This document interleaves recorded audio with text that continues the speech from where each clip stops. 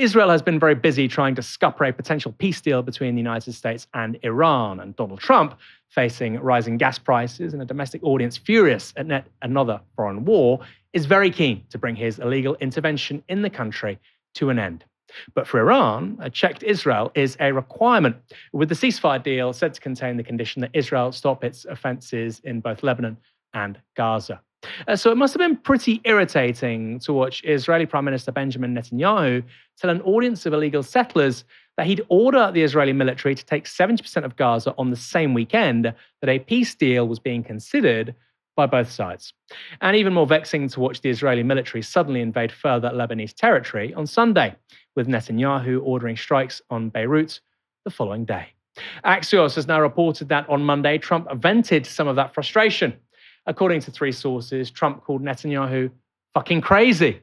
That was on a very angry telephone call. Apologies for the language. The article there says this. On the call, Trump... I'm going to repeat it. I'm going to use the F word again. I'm sorry. On the call, Trump called Netanyahu fucking crazy and accused him of ingratitude, according to two of the sources. He also put the brakes on Israel's plan to strike Beirut. One US official said Trump told Netanyahu that following through on his threats to bomb the Lebanese capital would further isolate Israel around the world. Two of the sources said Trump claimed he'd helped keep Netanyahu out of jail, a reference to his support during Netanyahu's corruption trial. Summarizing Trump's remarks to Netanyahu, the US official said, "You're fucking crazy. You'd be in prison if it weren't for me. I'm saving your ass. Everybody hates you now. Everybody hates Israel because of this." A short while later, Netanyahu posted this. "Tonight, I spoke with President Trump and told him that if Hezbollah does not cease attacking our cities and citizens, Israel will attack terror targets in Beirut. This stance of ours remains unchanged. In parallel, the IDF will continue to operate as planned in southern Lebanon." That does look like a U-turn on Beirut, couched in face-saving language. He's trying to be belligerent and hostile, but actually he's being a bit cowardly, quite typical of Netanyahu.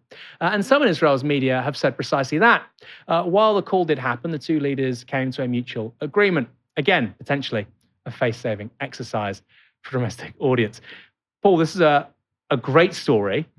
And I love the fact that nobody in the British media, nobody, GB News, Sky News, BBC, no presenter is going to say to their audience, nobody, that Trump has kept Netanyahu out of prison. Trump said it.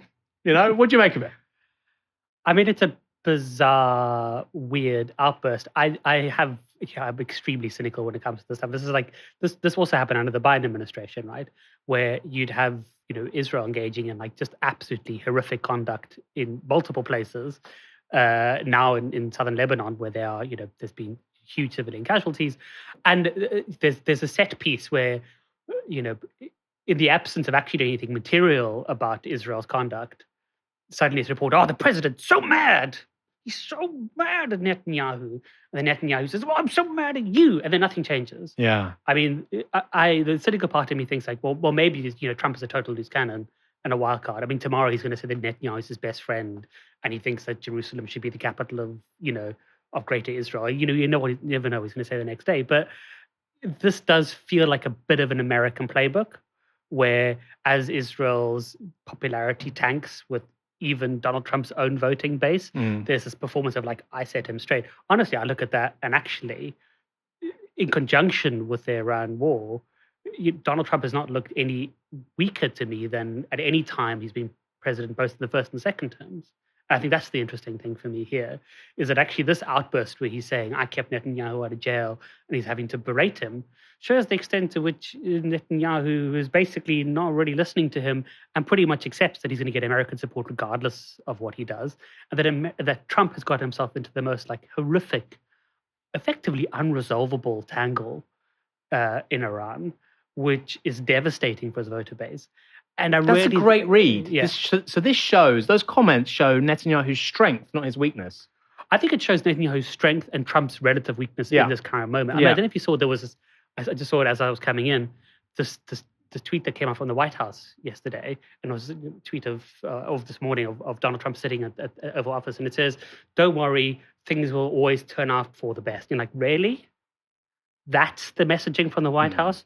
don't worry. I mean, in America, like gas prices are going through the roof. Like there's inflationary pressures on the country. I mean, Israel is never been less popular in America, and there's a very substantial, growing anti-Israel MAGA sentiment, right? Like it's people like Tucker Carlson have enormous audiences in America on the American right, and they are saying, basically at this point, Trump is trying to find a way where he's effectively been like, forced into a situation in Iran. He's made these terrible decisions. Israel sort of pulled him by the nose, and he's trying to look like he's still got the power. He's still got the leverage. He's got no leverage in this moment. Really, that's the issue. Is that he's really screwed himself terribly. There's no outcome to the Iranian crisis, like we discussed last week, that doesn't eventually involve him accepting serious concessions from the original negotiating position. There's no way this crisis comes out with a better deal than what Obama got in, what was it, 2015, 2016, which is going to be crushing for him and crushing for his ego, crushing for his movement. So this feels to me like stage managed nonsense, which actually, well, what would young people call it? Is Netanyahu mugging Donald Trump? Is that how you use mugging? I don't know. He's Ziomaxing and mugging. He's mugging. I don't know what mugging means. I'm just trying to throw it in there. I listened to Hassan Piker on the way, and I was like, let me throw in some youth terms so we could broaden the base of listenership. There's two ways of looking at it. One is, I think you're right. I personally think Trump did say this to him. I can believe it. I mean, given the comments where he said publicly, memorably, during the Iran-Israel war, the 12-day war, they don't know what the fuck they're doing. He said something similar on record, so I can believe it. There's two elements to it. On the one hand, I mean, for that sentence to be on record, that Israel has never been more hated, even if it's not true and it's coming from a White House official, to be relaying that to the press is I think that's an extraordinary step. I know the Biden admin was doing similar, but I think that's an extraordinary step. And then secondly, you've got the other read, which I think is also fair, which is, well, if it is all true and Netanyahu is still going, it shows you how little power and leverage the White House has. And, it's really interesting. I speak to lots of people on the right about this stuff, and they say, well, the Americans have just got to finish it now. They've got to just smash the Iranians. I know, but okay, what does that look like? Well, they just have to bomb them. They're bombing South Lebanon. They can still send rockets to Israel. Iran is a country the size of Western Europe. How the hell are you going to stop them sending ballistic missiles? It's crazy. Have you thought about this? No, it turns out they haven't. Nor did the Americans before it started. Any final comments on this? I mean, it is really interesting the extent to which I think it surprised me, and I don't necessarily consider myself a geopolitical expert, is the extent to which the Iranian regime has actually somehow emerged stronger from this conflict, because actually there's been an underlying test of a strategic theory, which is that the control of the Strait of Hormuz, which is actually done relatively painlessly for Iran, because it's very hard for a foreign invading force to seize control of the Strait of Hormuz. They can blockade it, but they can't seize, the Karg Island, that sort of stuff. Is a massive point of leverage for the Iranians.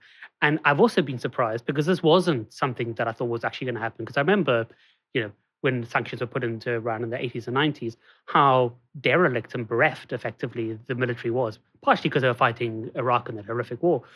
But Iran has in 20, 30 years, despite American sanctions, built a pretty remarkable local technical industrial capacity. I mean, they've reverse engineered American drones and built them. And that's a level of technical sophistication that is extraordinary to achieve, which is not to defend the Iranian regime as like some glorious regime, but it does speak to the fact that there is, in this moment, the expression of a multipolarity of world powers. And I think what you find is that Donald Trump and the Americans are finding themselves extremely frustrated by the fact that they're being inveigled into a Middle East conflict, which is complex and they can't get out of, whereas their interventions in Latin America, which are despicable, have been extremely successful according to their own criteria. Like they have gone in with minimal power and effectively deposed the government of Venezuela and put in a patsy, and they're threatening to do the same thing. So it seems to me like Donald Trump is weak. Netanyahu knows he's weak. He's in a terrible situation he doesn't know how to get out of. And in this moment, he chooses this performance of anger. But you're right, it is really important that he said Israel is hated, because there's going to be lots of people from the MAGA base who will take a direction from that and be like, you know what? Israel's embarrassing our president. Israel's making our great guy look bad. Israel actually isn't acting in America's interest. I thought that America was our greatest ally. that'll be an interesting development on the American right. Well, when you and I, people like you and I, talk about this stuff in TV or wherever, we can say, look, Trump himself has said that Israel is, humiliating America and that Netanyahu should be in prison. So I think on its own terms, it does matter.